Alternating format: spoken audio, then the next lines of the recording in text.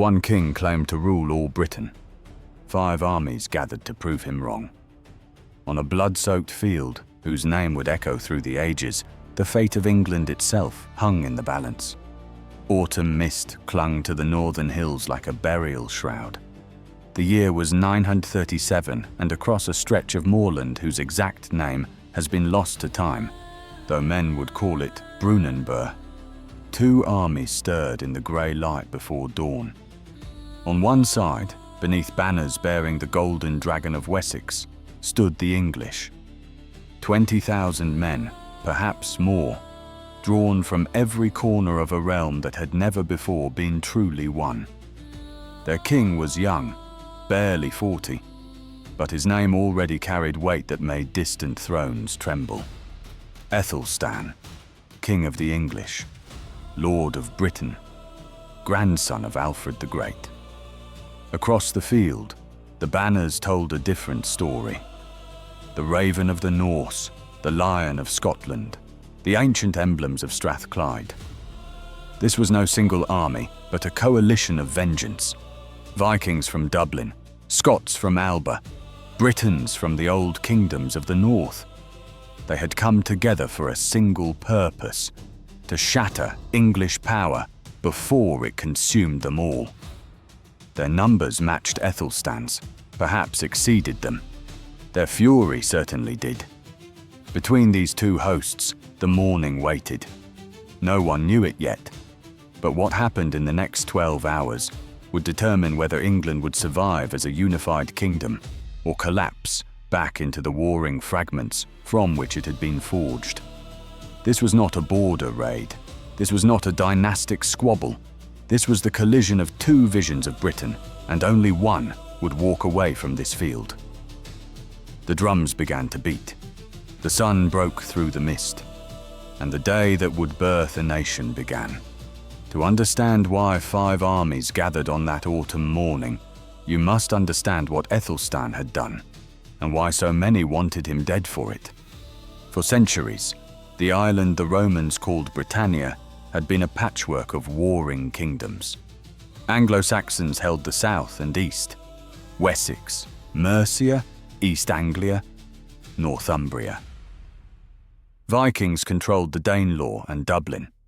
The Scots ruled Alba in the north. The Britons clung to Wales and Strathclyde. The Picts had their strongholds. No king ruled more than a fraction of the whole, and the idea of a single kingdom of England was a dream at best, a dangerous delusion at worst. Then came Athelstan. Born in the 890s, he was the son of Edward the Elder and grandson of Alfred the Great, the man who had saved Wessex from annihilation and turned it into the strongest Saxon kingdom. But Alfred and Edward had been content to rule their portion and defend their borders. Athelstan wanted more. He wanted what no man had achieved in 400 years. He wanted all of England under one crown. And by God and iron, he took it. When he claimed his throne in 924, Athelstan moved with a speed and ruthlessness that shocked his enemies. He absorbed Mercia. He conquered Northumbria, the last Viking kingdom in England.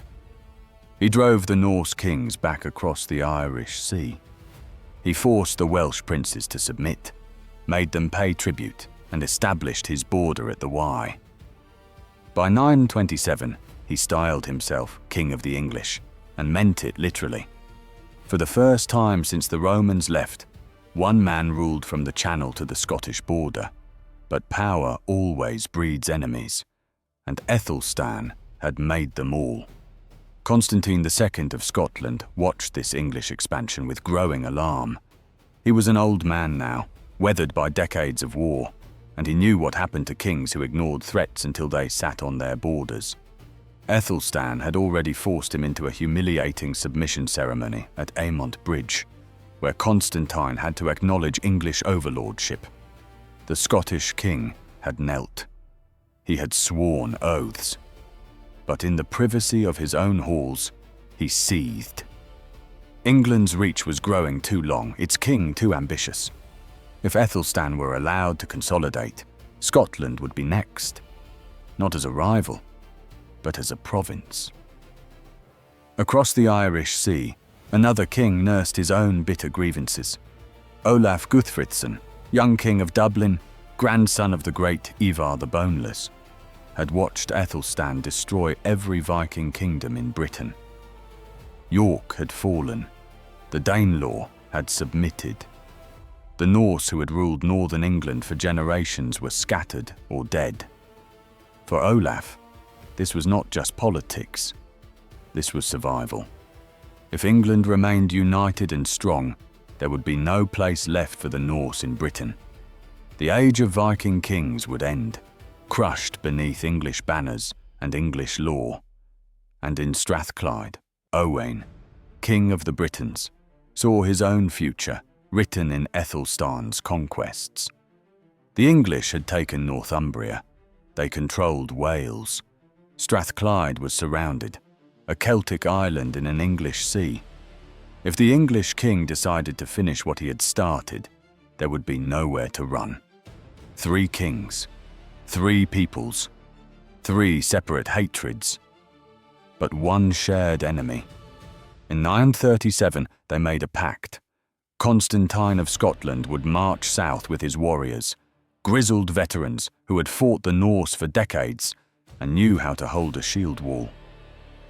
Olaf of Dublin would cross from Ireland with his Vikings, young, hungry raiders eager to reclaim what their fathers had lost. Owain of Strathclyde would join them with his Britons. Together, they would outnumber Athelstan. Together, they would invade England from the north.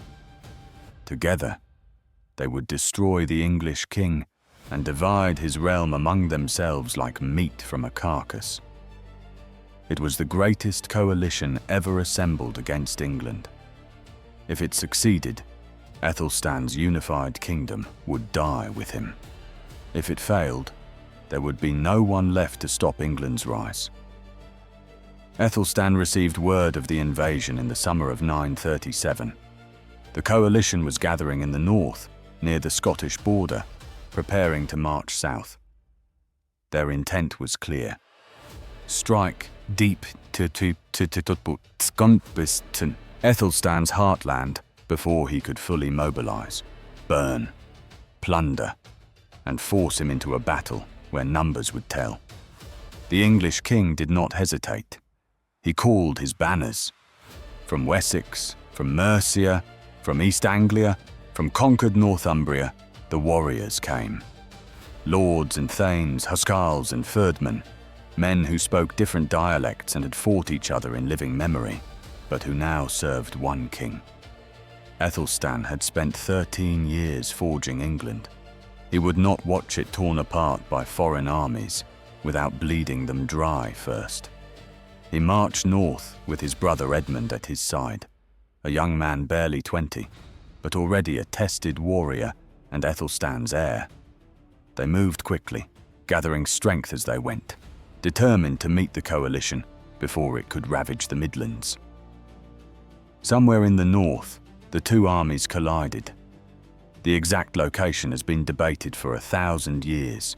Brunanburh on the Wirral, the banks of the Humber, the moors of Northumbria. But the name that survived was Brunenburh, a field, a valley, perhaps a ford. A place whose geography mattered far less than what happened there. By late summer or early autumn of 937, both armies were in position. The coalition, confident in their numbers and the righteousness of their cause, prepared to sweep the English from the field. Athelstan, knowing that everything he had built could die in the next 12 hours, prepared his men to hold the line. Neither side wanted a negotiated peace. Neither side believed compromise was possible. This was a fight to the finish, and the losers would not be writing the history. Let me detail how both sides prepared, the terrain, the strategic choices, and build the tension before the battle. The coalition arrived first. Constantine, Olaf, and Owain chose their ground carefully. They needed a position that would allow their superior numbers to deploy fully. Where the English could not use narrow terrain, to negate the coalition's advantage. They found it, an open stretch of moorland, wide enough for thousands of men to form lines, with gentle slopes that would allow their warriors to see the enemy clearly as they advanced. For the Scots and Strathclyde Britons, this was familiar ground. Northern country, cool and damp even in late summer, where the wind carried the smell of heather and peat. For Olaf's Dublin Vikings, it was less familiar, but they did not care. They had crossed the Irish Sea for vengeance, and they would have it on any ground England offered. The coalition commanders held council the night before battle. Constantine, the eldest and most experienced, argued for patience. Let the English come to them. Let Athelstan's men tire themselves climbing the slope. Olaf, younger and more aggressive, wanted to attack at first light, to use the coalition's numbers to overwhelm the English shield wall before it could properly form. Owain, caught between the two, urged unity above all else. They had come this far together. They could not afford to splinter now. In the end, they agreed on a simple plan. Form a massive battle line. Let Athelstan's army exhaust itself in the initial clash, then use their superior numbers to flank and envelop the English. It was not subtle, but it did not need to be. They had more warriors. They had more rage. That would be enough. Across the field, Athelstan faced a different challenge. His army was unified in name, but not in blood. The men of Wessex fought shoulder to shoulder with men of Mercia, who had been enemies a generation ago. Northumbrians stood in the ranks beside the very English warriors who had conquered them. The Ferdmen, farmers and craftsmen called up for war, stood beside professional huscarls who had trained for combat since boyhood. This was the army of a united England, but it had never been tested together, not like this. Not against a coalition that outnumbered them and wanted nothing more than to tear England back apart. Athelstan made his decision quickly. He would not try to outmaneuver the coalition. He would not seek advantageous terrain or clever ambushes. He would do what English kings had done since Alfred's time: form the shield wall and hold. The English deployed in a deep, dense formation. The centre was the strongest. The king's own household troops, the best armed and most experienced warriors in the army, men who had fought for Athelstan in a dozen campaigns and would die for him if the day demanded it. Edmund, Athelstan's brother, commanded one wing. Trusted ealdormen commanded the other. The Ferdmen, less experienced, but no less determined, filled the ranks behind the professionals, ready to step forward when the front lines fell. Athelstan walked among his men the night before battle. He did not give grand speeches. He did not need to. These warriors knew what they were fighting for. They were fighting for the kingdom that Athelstan had built, the kingdom their fathers and grandfathers had bled to create. They were fighting so that England would not die before it had truly lived.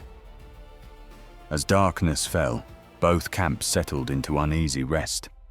Fires flickered across the moorland like scattered stars. Men sharpened blades, checked straps on shields, and murmured prayers to God or to older gods whose names Christians were not supposed to remember.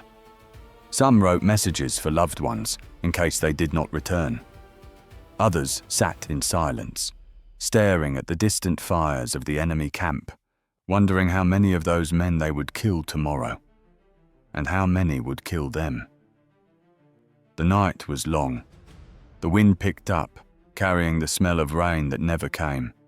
Sentries paced the lines, watching for any sign of night attack, but none came. Both armies knew that this fight would be settled in daylight, face to face, shield to shield, with no tricks and no mercy. As the first grey light touched the horizon, men began to stir. Commanders bellowed orders. Warriors donned mail and helmets, hefted spears and axe, and formed their lines. The coalition arrayed itself across the northern end of the field, a vast mass of humanity bristling with weapons, their banners snapping in the wind. The English formed opposite them, fewer in number, but standing in perfect unmoving ranks, their shields locked edge to edge, their faces set. Between them, perhaps 500 yards of empty ground. Grass, stones, patches of mud. Ground that would soon be unrecognizable. Athelstan stood at the center of his line, clearly visible in his royal armor. He wanted his enemies to see him, to know that the king of the English would not hide behind his warriors, but would stand with them, fight with them, and if necessary, die with them. Across the field, Constantine and Olaf saw him and understood. This would not be a battle where kings stayed in the rear and let others do the dying. This would be personal. The sun climbed higher. The wind dropped. The two armies stood in absolute silence, staring at each other across the divide, waiting for the signal that would unleash the storm. Then the horns sounded. The drums began.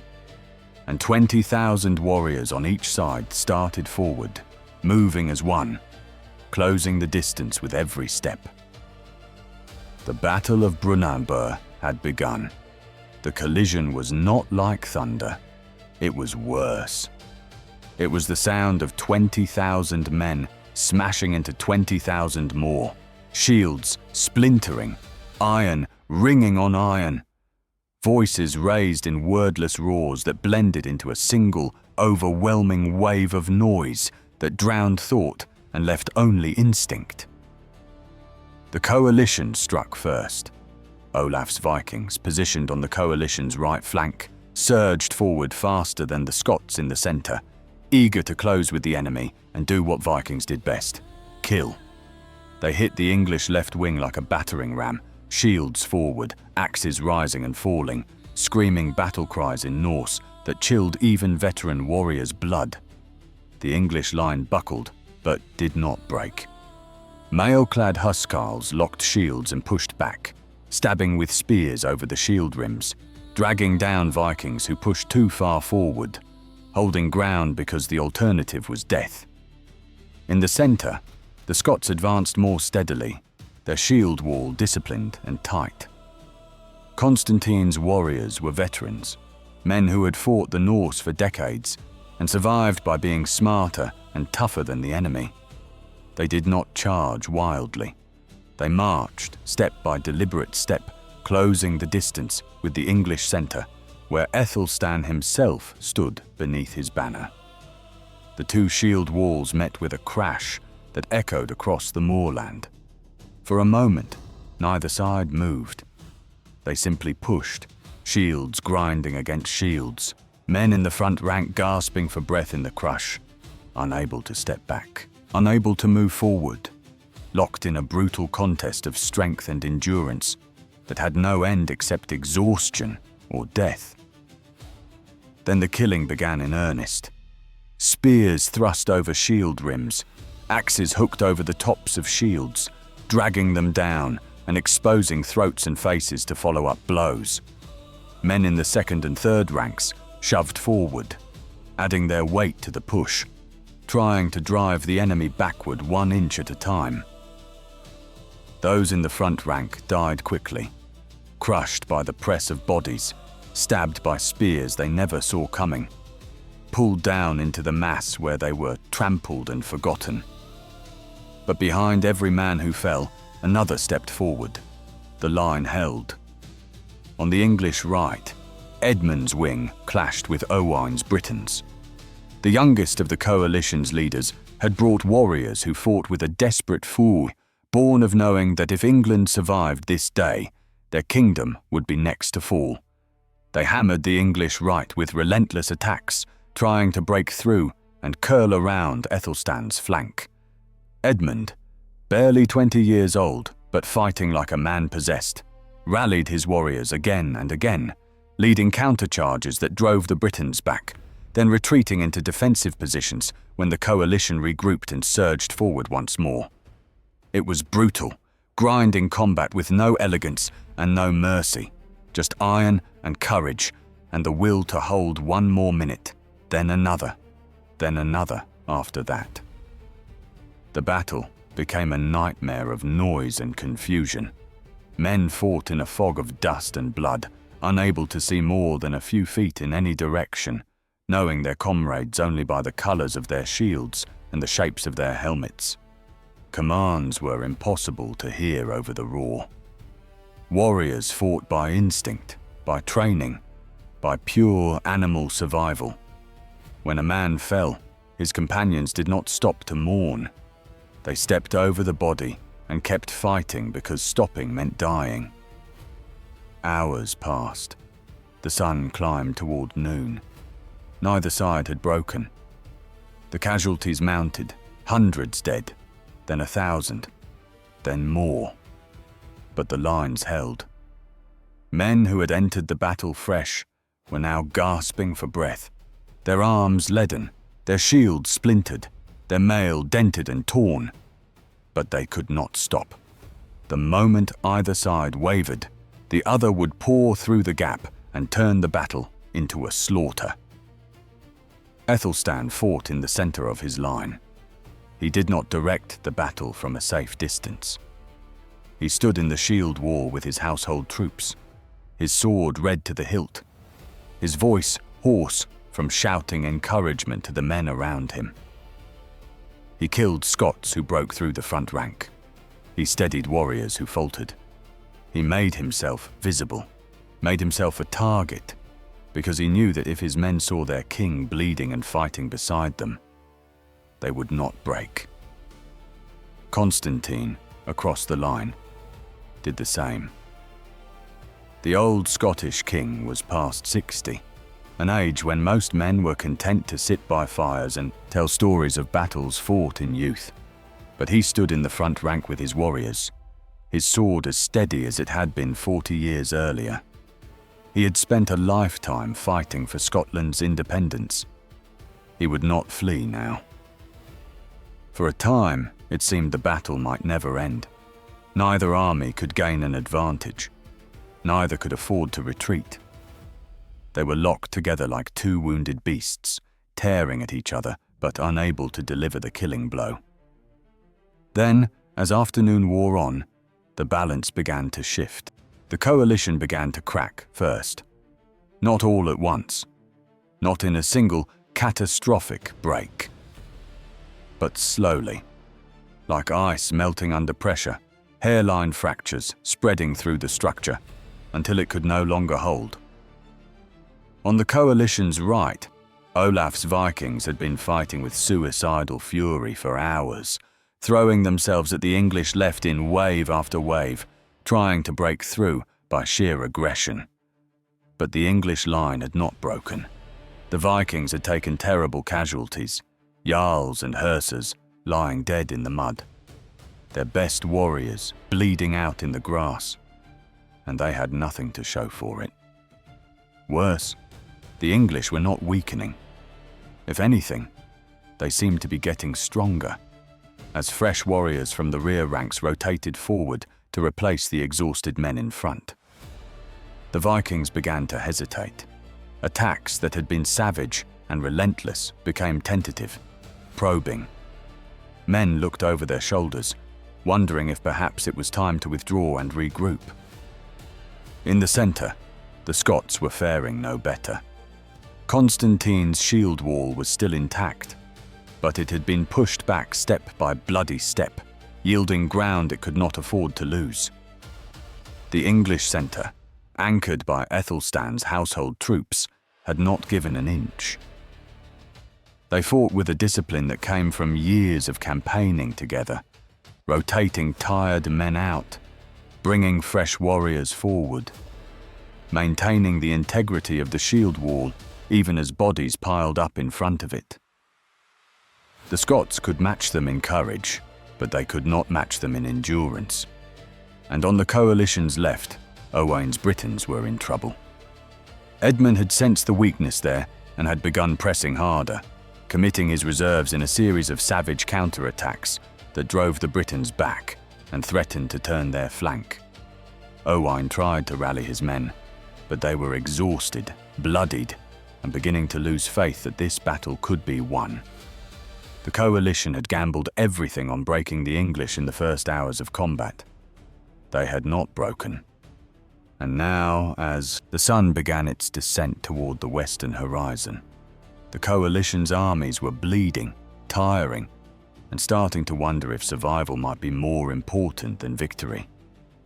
Athelstan saw it. He saw the Vikings hesitate. He saw the Scots waver. He saw Edmund's wing pushing the Britons back. He knew that if he pressed now, pressed hard, the coalition might shatter. But if he waited too long, if he let them disengage and regroup, they would still have the numbers to try again tomorrow. This had to end now. He raised his sword high and shouted the command that every English warrior had been waiting for. Forward! The English shield wall surged ahead. Not a cautious advance, not a careful step-by-step push, but a sudden violent charge that caught the coalition off guard. Men who had been locked in defensive combat for hours suddenly found themselves attacking, driving forward, breaking through weak points in the coalition line, turning the battle from a grinding stalemate into a chaotic melee. The Vikings on the right tried to hold, but Edmund's wing hit them from the side at the same moment, catching them between two English forces. The Viking line disintegrated. Warriors who had fought with unbreakable courage all day suddenly found themselves surrounded, cut off, fighting for their lives with no hope of victory. Some died where they stood. Others began to run. In the center, the Scots felt the pressure intensify. The English were not just pushing now. They were killing with a methodical efficiency that spoke of victory within reach. Warriors began to fall back, not in an organized retreat, but in a panicked withdrawal. The shield wall, which had held for hours, began to fragment. Constantine saw his army breaking and knew there was nothing he could do to stop it.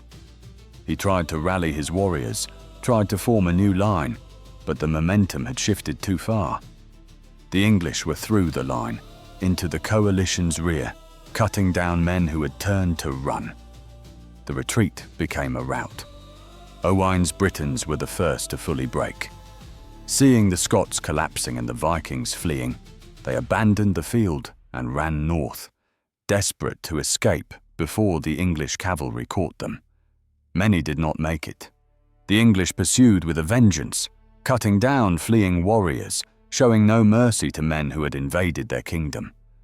Olaf Guthfrithson, the young Viking king from Dublin, fought his way out of the encirclement and fled with what remained of his bodyguard. He had come to England seeking glory and reconquest. He left with a fraction of his army, his dreams shattered, his reputation in ruins. Constantine of Scotland, the old warrior king, retreated in better order but no less defeat. He had lost his son in the battle, killed in the final English charge, his body left on the field among the thousands of other dead. The Scottish king had risked everything to stop English expansion. He had failed. His army was broken, his son was dead, and Athelstan's kingdom still stood. The English did not pursue far. They were exhausted, bloodied, and had no desire to chase a broken enemy into the gathering darkness. They had what they needed: victory. Total, unambiguous, undeniable victory. As the sun set on the field of Brunanburh, the English warriors stood among the dead and realized what they had done. They had faced the greatest coalition ever assembled against England, and they had destroyed it. The bodies of thousands of enemies lay scattered across the moorland. Scots, Vikings, Britons, all mingled together in death as they had been in alliance. The coalition had come to shatter England. Instead, England had shattered them. Athelstan walked the battlefield as twilight fell, moving among the wounded and the dying, checking on his own warriors, seeing which of his lords and thanes had survived. His losses had been severe. Hundreds, perhaps thousands of his own men lay dead or dying. But they had held. When the coalition had thrown everything it had at the English line, the line had held. And now the threat was broken. His brother Edmund found him near the centre of the field, where the fighting had been worst. The young prince was covered in blood, some of it his own, most of it not. He said nothing. There was nothing to say. They had survived a battle that could have ended everything their grandfather had built. They had not just survived. They had won. Around them, English warriors began the grim work of finding their own dead and preparing them for burial. The coalition's dead would be left for the carrion birds, a message to anyone who thought to challenge England again. The night air filled with the sound of men calling for friends and kinsmen, hoping for an answer, fearing silence. In the darkness, fires were lit. Not the campfires of armies preparing for another day of battle, but the pyres of the dead. The English burned or buried their own with what honour they could manage on a field that reeked of blood and death. The coalition's dead lay where they had fallen, scattered across the moorland in grotesque piles, their weapons broken, their banners trampled into the mud. By morning, the coalition survivors were miles away, running for Scotland, for Strathclyde, for ships that would take them back to Dublin, and the shameful task of explaining to their people how the great invasion had failed. They left behind not just their dead, but their dreams of breaking English power. Athelstan had proven that England could not be divided, not by superior numbers, not by foreign kings, not by anyone. The king of the English stood on that blood-soaked field and knew that something had changed. His kingdom had been tested, as it had never been tested before. His army, drawn from different peoples and different traditions, had fought as one. They had not fought for gold or glory or revenge. They had fought for England, and England had survived. When the sun rose on the day after Brunanburh, it rose on a kingdom that would not fall. The coalition was broken. The enemies were scattered. The Vikings would never again mount a serious challenge to English rule. The Scots would retreat behind their borders and stay there for generations. The age of England had begun, forged in the fire of a single day's battle, paid for in the blood of thousands of men who died believing their cause was just. Athelstan gave the order to march south. His army, battered and exhausted but victorious, formed their ranks and began the long journey home. They left behind them a field that would be remembered for 1,000 years, not for its location, which would be lost to history, but for what happened there. For the battle that proved England could endure. For the day when 5 armies tried to destroy a kingdom, and the kingdom destroyed them instead. The banners moved south. The dead remained. And the field of Brunenburh grew silent, holding its secrets, marked only by the carrion birds circling overhead, and the knowledge that here, in this place, England had been born in fire and blood, and would not die easily.